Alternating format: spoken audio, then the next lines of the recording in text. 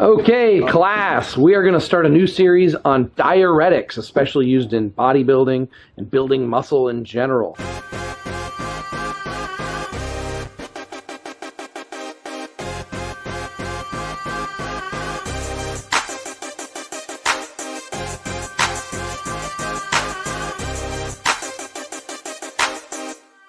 Class is in session.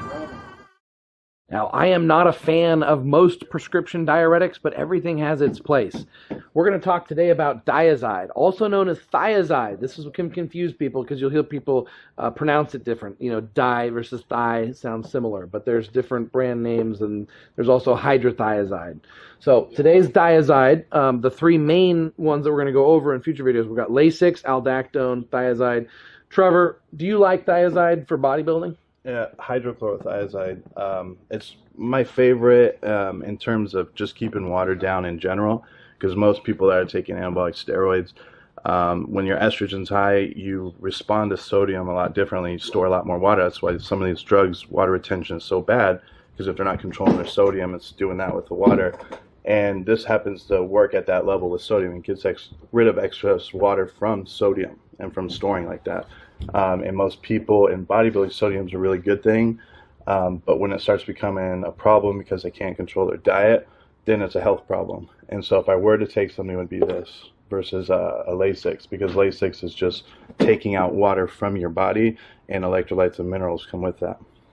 Guru Amin, would you share with the class your opinion of Diazide? So I looked up on the, and I'm going to say as best I can, hydrochlorothiazide and trimetrin, is that how it said? Which is considered the potassium-sparing part of it. So like you said, Lasix gets rid of all the minerals. This kind of just gets rid of sodium, doesn't really affect the potassium too much. Pretty safe to take the day before a competition. Fairly safe for both men and women, depending on if they're already dehydrated or not. If you're not dehydrated, you need to get over the edge, then this is the go-to, and it's more than just hydrochlorothiazide by itself. It's a combination of two drugs. People are prescribed this all the time who have high blood pressure or mineral retention problems in order to get their water retention down, diabetes. Do they take it every day generally? When it's prescribed, it's every day.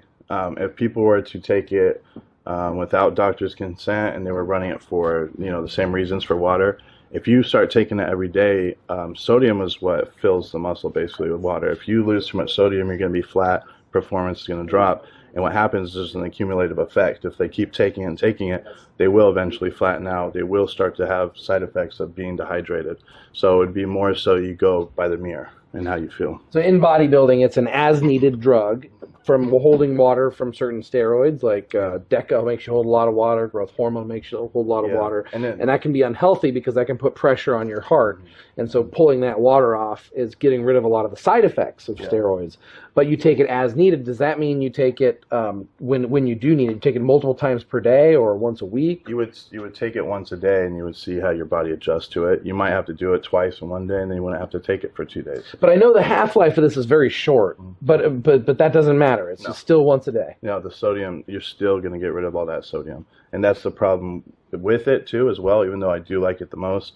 If you were to come into a show and you do this, you're going to get rid of your sodium. You do just one pill too many, and it's almost like Lasix. How are you going to fill out without sodium? You can at least get some fake fullness with it. I think it has a lot to do with the state that your body's in. And the state that your body's in versus like someone who's taking it for high blood pressure who would take it twice a day, and they're taking it for fluid retention. They're eating a normal diet, which has sodium. They're drinking water, et cetera, et cetera.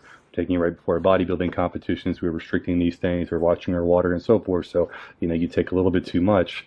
It's totally the opposite of what somebody's prescribed for. All right, class, look forward to future sessions when we discuss the differences between these different diuretics and more specifically how to use them for a bodybuilding competition and more info about protocols to use it with specific bodybuilding drugs to reduce mineral retention and reduce the side effects of steroids. Be swole and swole, friends of freedom, pioneers of human evolution.